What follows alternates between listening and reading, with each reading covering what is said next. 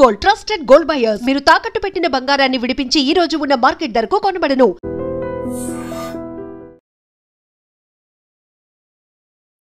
అన్నతో మీ అనుబంధం ఎలా ఉండేది? అన్న ఎలా ఉండేవాడు? ఇప్పుడు ఈ పరిస్థితికి అసలు ఏంటి కారణం? అన్న విషయం కూడా చాలా మంచి మనిషి.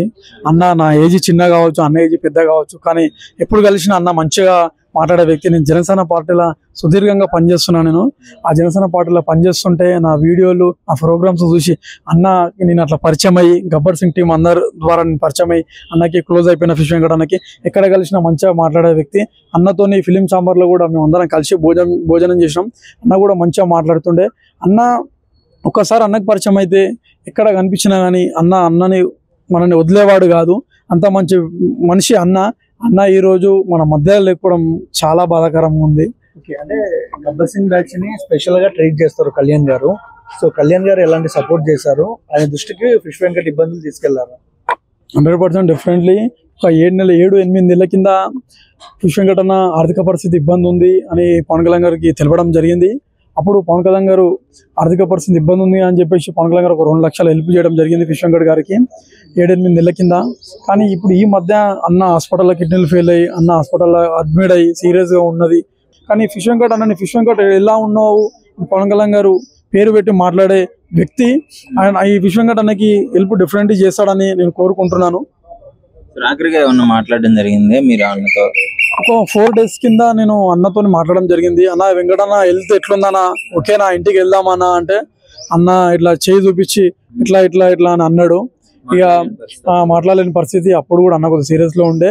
ఒక 1 week కింద అయితే వేరే హాస్పిటల్లో అన్నతో మాట్లాడడం జరిగింది. నేను ఒక నిమిషం ఇంటికి వెళ్ళిపోదాం, మనం ఇక్కడ వద్దు, మనం నాకు మంచిగానే ఉన్నా నేను అని మాట్లాడడం జరిగింది అన్న. కానీ అవన్నీ చూస్తుండి మేము అందరం కష్టపడి అన్నని ప్రాణం కాపాడదామని మేమందరం కష్టపడ్డాం. కానీ లాస్ట్కి అన్న ఆ ప్రాణంతో పోరాడి చనిపోవడం చాలా బాధాకరమైన విషయం. నేను అన్న చనిపోయినంటే జీర్ణించుకోలేకపోతున్నాను. నేను అలాంటి సంఘటన ఇప్పుడు నేను చూస్తున్నాను. ఈ సిచ్యువేషన్లో చూస్తాను కూడా నేను అనుకోలేను అన్నని. ఆ పరిస్థితి ఈరోజు ఎదురైంది. కానీ ఇక దేవుడు ఉన్నాడా అని చెప్పి కూడా ఆశిస్తున్నాను. కానీ ఇలాంటి కొన్ని ఫేక్ న్యూస్ల వల్ల ఇబ్బందులు అయ్యి కుటుంబానికి కొద్ది ఇబ్బంది అయింది. ఇలాంటి ఫేక్ న్యూస్లు చేయకండి. ఎవరైనా హెల్ప్ చేసేటోళ్ళు ఉన్నా కానీ ఇప్పటికైనా సరే అన్న కుటుంబానికి హెల్ప్ చేయమని చెప్పి కూడా నేను కోరుకుంటున్నాను.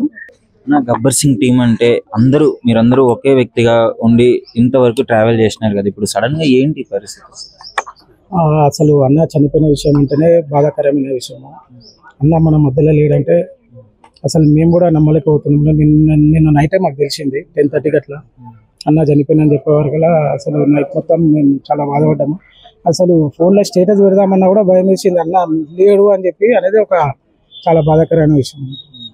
సో అంటే దీనికి మనీ ఉంటే ఆయన బతికే ఛాన్సెస్ ఉన్నాయని చెప్పేసి వాళ్ళ ఫ్యామిలీ కూడా చెప్పడం జరిగింది. అన్న ఇంత పెద్ద యాక్టర్, ఎప్పటి నుంచో చేసిన సీనియర్, ఎందుకు ఎవరు ముందుకు వచ్చి చేయలేకపోయినారు అంటారు?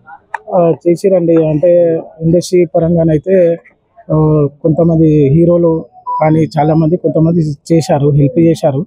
కాకపోతే ఏంటంటే అన్నకు కొద్దిగా హెల్త్ సపోర్ట్ చేయక కొద్దిగా అన్న ఈ పరిస్థితి వచ్చిందన్న.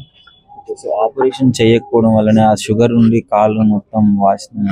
అవును, కాళ్ళు మొత్తం ఫుల్ ఇన్ఫెక్షన్ అయిపోయింది. మొన్న చందనగర్ హాస్పిటల్కి వెళ్ళి చూసినప్పుడు కాళ్ళు మొత్తం బాగా ఇన్ఫెక్షన్ అయిపోయింది.